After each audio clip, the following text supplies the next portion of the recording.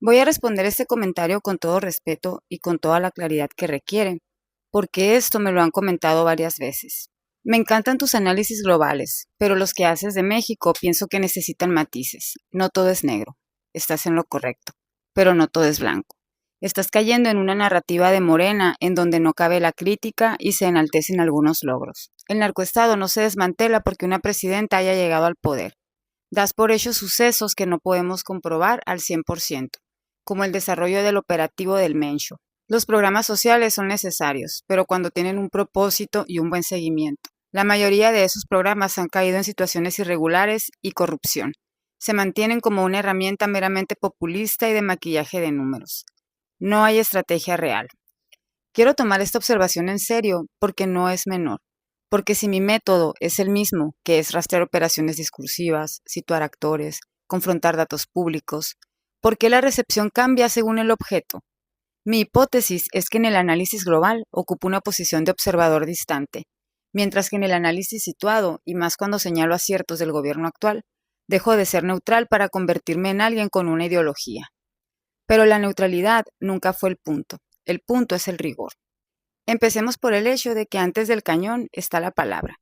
El colonizador no llegó gritando, llegó nombrando. Nombró nuestros territorios como el nuevo mundo, como si el mundo tuviera un centro y una periferia y ya estuviera decidido desde antes quién era cuál. Nos nombró indios, un error de navegación convertido en categoría racial que sobrevivió 500 años. También lo nombró descubrimiento, como si 30 millones de personas viviendo en civilizaciones complejas necesitaran ser encontradas para existir. Ese nombramiento no fue descripción, fue el primer acto de conquista, porque el que nombra define, y el que define encuadra, y el que encuadra decide qué es posible y qué no. Esto no terminó en 1521, sigue pasando ahora con otras palabras: narcoestado, régimen, dictador, terrorista. Hagamos este ejercicio. ¿A qué países se le aplica sistemáticamente estos conceptos? No a los que tienen más violencia institucional, no a los que fabrican más armas, no a los que han derrocado más gobiernos. Se aplican al sur, siempre al sur global. Y eso no es casualidad, es arquitectura. Son palabras diseñadas para convertir pueblos soberanos en problemas que administrar. La fecha que lo dice todo. Genaro García Luna dirigió la guerra contra el narco en México durante 6 años.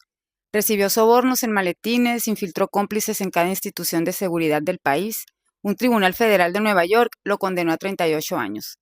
Eso no se puede definir con corrupción. Es un Estado capturado desde adentro, con complicidad desde fuera. Es algo más. ¿Y cuándo empezó a llamarse entonces a México narcoestado?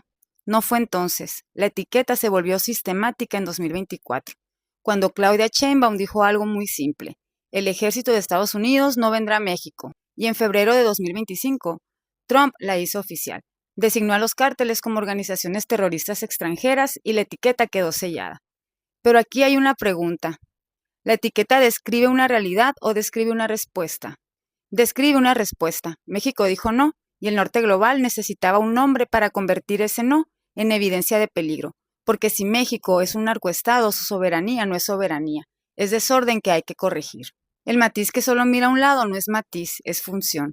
Tu comentario pide matices y tienes razón en que los problemas son reales. La violencia no desaparece con un cambio de gobierno. Los programas sociales tienen fallas documentadas.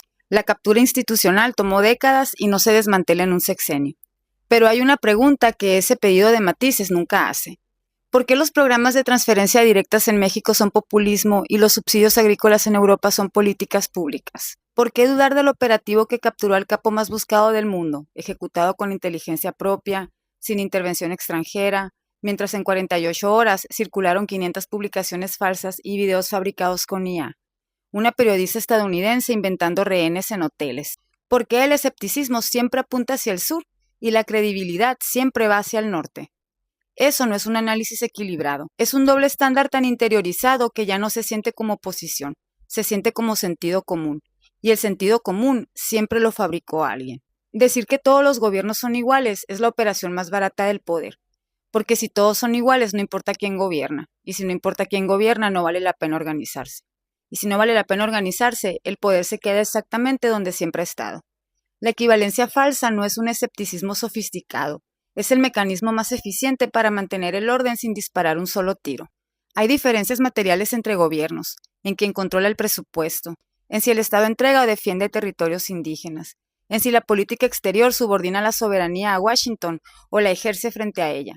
Ningún gobierno rompe completamente con la estructura colonial, pero esas diferencias tienen consecuencias en cuerpos concretos, en comunidades reales, en vidas que cambian o no cambian dependiendo de quién toma las decisiones.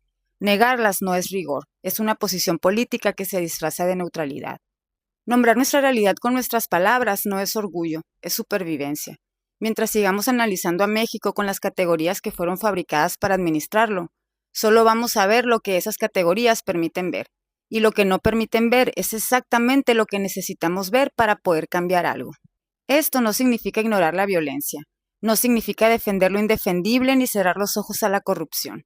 Significa algo más difícil y más urgente. Significa construir las herramientas propias para nombrar lo que nos pasa, con la precisión suficiente para enfrentarlo, no con la gramática que nos fue dada para paralizarnos. El que nombra define, el que define encuadra, y el que encuadra decide que es posible.